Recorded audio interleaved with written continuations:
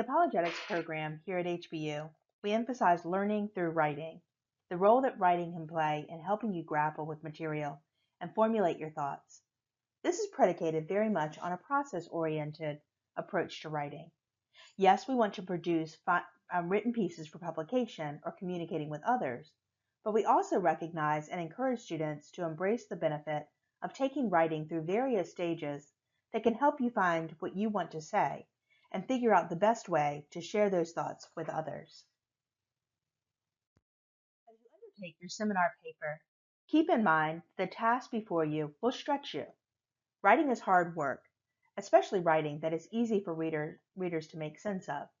The easier it is for the reader to process, the harder the task for the writer. As Professor Chip Scanlon has said, if writing comes easy, you should probably double check that you've done it well. Sometimes it can, but I think that's only after lots of thought and reflection. One of the reasons, among others, that writing is so challenging is that it consists of many different elements, all of which come to the reader at once, but that might best be considered by the author separately. There's the content, what the author wants to say, what argument is being made with what evidence. There's the organization, how should the material be arranged? How do the different parts connect? How should the reader be introduced to the material? And how should the argument wrap up? There's the writing style, which includes tone. Which type of language and sentences best convey the argument? What stance should the author take toward his readers? How can the vocabulary and sentence structure best support the goals of the piece? Then there's the grammar, under which I'll also put format or citations. What punctuation helps clarify the claims being made? How can the author weed out any infelicities in spelling or format? What is the best way to present the content to put the author's best foot forward, to avoid any barriers to be taken seriously or misunderstood? Each of these elements has various sub-concerns, and each has its own specific questions and steps to take. For this reason, it helps for authors to take them on one step at a time. Although with a caveat, often the writing process itself is recursive, and it might circle back on itself. But going through these steps can help you get started and can eliminate you feeling too overwhelmed with the task. This presentation should help you as you undertake this assignment and others. Whenever you write, you'll need to first consider the context. What is motivating you to write, and what are the parameters? As a student, these are often given to you, though sometimes you'll have more flexibility than others. Here are some considerations with specifics filled in about your upcoming seminar paper. You've actually already started this process with your selection of a topic in Discussion Board 2.2 and your submission of the annotated bibliography in week 3. This week, you'll continue on with your submission of a thesis and outline, and hopefully this presentation will give you a broader perspective on this task that you're already undertaking. First, the subject. Is it assigned or do you have some flexibility? In this case, you have some flexibility. There are specific topics that you can choose from. The role of rhetoric in apologetics, the role of the imagination in apologetics, apologetics specifically for the church, the relationship between apologetics and evangelism, the promise and peril of apologetics, contemporary challenges for apologetics, lessons for today from an early church apologist, the Great Commandment and apologetics, apologetics and spiritual formation. Out of these topics, you'll narrow your focus and incorporate some practical considerations, not just philosophical reflections about the issues, but what difference your ideas should make in the practice of apologetics. You also want to consider your audience. Is your audience given, or do you create your own? Because those specific topics should all incorporate a practical component, your audience in the case of this paper will be Christians more generally, though as you proceed, you'll probably want to narrow that more specifically. You can think about a certain age of Christians or a certain denominational background, cultural, educational backgrounds. All of this will be tied up with your final argument and your purpose. But keeping the audience in view, even from the start, can help you hone that. Form is also important. What form should your response be written in? An essay, a letter, a report? The form will shape your approach in different elements. In some cases, you'll have more freedom and should select the form that best suits your purposes. In this case, you'll be writing an essay. The Turabian material and course reading should give you a sense of what you're aiming for. What purpose does your response serve? Is it persuasive, informative, self-expression, literary? Again, this goal will help you craft your final result. In the case of this seminar paper, you'll be blending persuasion with information, both covering background about a topic that you've chosen, but in such a way that it serves your readers in their own apologetic goals, or even convinces them to have apologetic goals. Rhetorical mode. Which should you choose? A narrative, comparison contrast, process, definition, argument, descriptive? You'll have lots of freedom in this particular seminar paper with regards to mode. These different rhetorical approaches can help you shape your final product, and doing a quick Google search can provide helpful primers on these modes. When is the final draft due? The final draft of your seminar paper in this class is due in week 6, but you'll be revising that paper for a more popular level audience, which is due in week 8. There are deadlines, of course, along the way. As mentioned already, you have already completed several pre-writing steps, and you have a few more to come. This week's thesis and outline, next week's draft. You're also going to be doing some peer reviews that will help get a sense of what others are doing in the class and how that can support your work. But if you aren't given a schedule in later writing assignments for individual steps, you'll want to be sure to impose one on your own. So one of the first steps in the writing process is pre-writing, where you're generating ideas. At this point, it's really important not to be selective. Write down everything that you know about your topic.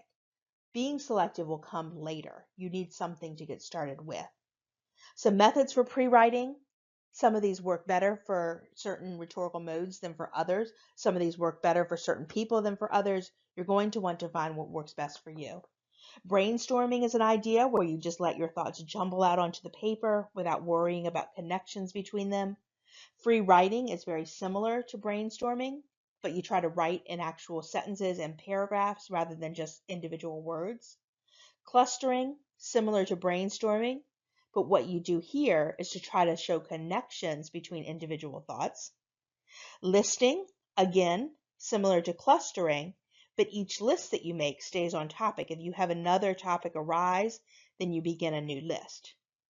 Outlining, this is particularly useful if you know what mode you're going to be using, because there are usually preset organizational plans for each mode. So for comparison contrast, often you will talk about one thing that you're comparing and contrasting first with different subpoints about that, and then the other thing that you're comparing and contrasting second, and then again different subpoints matching the same subpoints you did. Or you could go by subpoints, talking about one item and then the other item, and then back and forth. So if you know what mode you want to use, you can often select a preset outline for that. Questioning can be another helpful pre-writing process, where you ask and answer the questions like who, what, when, where, how, and why. That can really guide your reading and your thinking about a particular topic. If you need additional information, read up on your subject or talk with other people that might have more insight than you do. And this is where your classmates can really help as well, and your instructor. Once you have some content, it's good to try to start drafting, getting these into a formal kind of structure. Basically, you're completing your thoughts, and this is an important stage between the pre-writing and final draft. So you put your response into complete sentences and paragraphs now. If you have an outline, this is very easy to do. All you do is just eliminate the outline format, turn the different sections into paragraphs. Depending on how much material you have in each section, you could either do it by the Roman numerals or the capital letters. And then you start to fill in links that need to be made. Where does additional material need to be fleshed out? Where does evidence need to be added? What kind of linkage do you need to make? Early drafts, remember, are still very rough, but they differ from pre-writing because they now are at least a little bit more complete, and it gives you a chance to see what gaps you have and what needs to be reworked and rethought.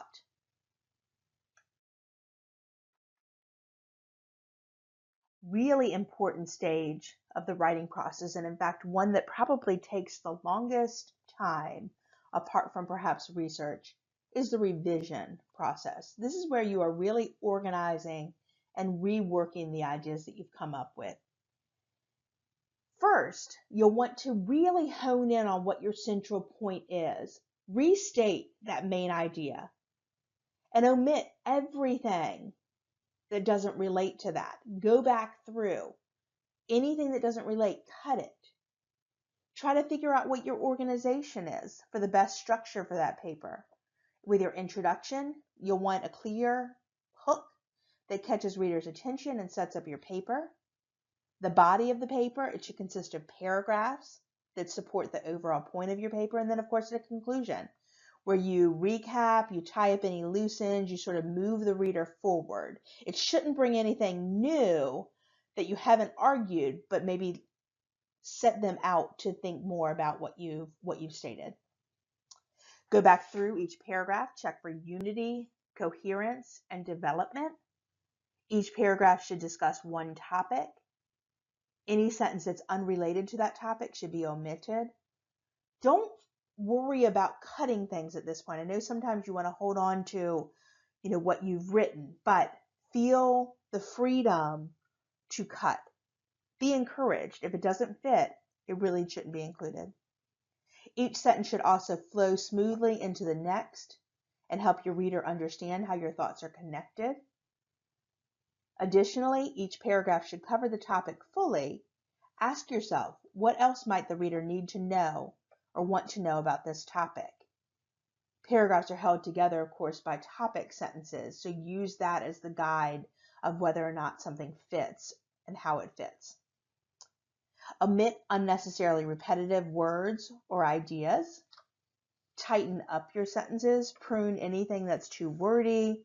Be careful of overusing being verbs. Sometimes being verbs can signal that sentences are unnecessarily wordy.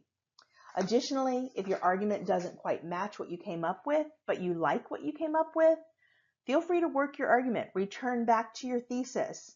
Tweak that. Do not feel boxed in. The revision stage is really your opportunity to, kind of like a sculptor, where you're really carving, where you're really trying to figure out, again, what is included and what should be cut. Your final draft should evidence your efforts and worthwhile contributions to the discussion by ensuring that in its final form, it's free from glaring errors or problems that would interfere with clarity or understanding. One analogy you might think of is that your argument is like an outfit. You have the best dress, the best suit, the right accessories, etc. But they all need to be cleaned, ironed, put on correctly in order so that you present yourself very well to the public. That editing, proofreading are those final touches. Here are some recommendations for making sure that you get that in the best possible shape. Put your paper aside for a day or so before editing. It's easier to see mistakes when you look at your paper with a fresh eye. Read your paper out loud. This might feel embarrassing or awkward at first, but it does wonders with helping you catch any awkward phrasing or even grammatical mistakes. And I still do this. Many professional writers do this when they write a paper. Look at your paper from the end to the beginning, right to left. This sort of unsettles your typical way of looking at it and helps you see individual words and sentences instead of reading for comprehension. You could also scroll down your paper using another piece of paper or note card to keep your eyes on individual words and sentences.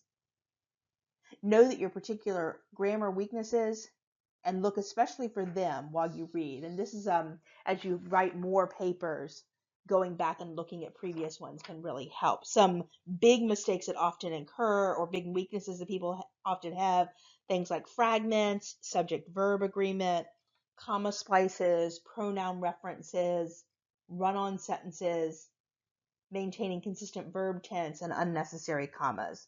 And again, the reading out loud can really help. Finally, double check your Turabian format. Turabian itself has a sample paper in it. You have to double check the index to find that. I think it's toward the back. But that can be very helpful to just look through and make sure that your format's in good shape. Although writing is hard work, it has a big payoff. in terms of helping you clarify your own ideas and in terms of conveying them to others. It's also important to think of the writing process as a guideline, something to get you started with your work and not something to feel beholden to. You will find that you can personalize your own approach the more comfortable you get with it. Writing will almost never be perfect, but it can and should be finished. Know that you'll learn something from each project and can funnel those ideas into your next project. Although writing feels like a solitary activity, remember too that it's meant to be read. So always be open to critique and response and feedback from others. That will strengthen your ideas and your way of presenting those ideas.